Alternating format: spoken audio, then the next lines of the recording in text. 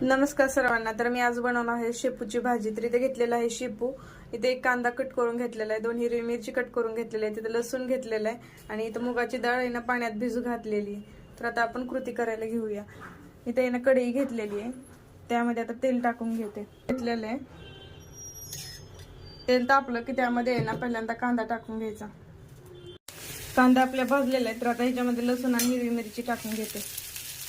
लसूण पण आणि मिरची पण चांगली भाजून घ्यायची. ह्याच्यामध्ये भाजी टाकून घ्यायची.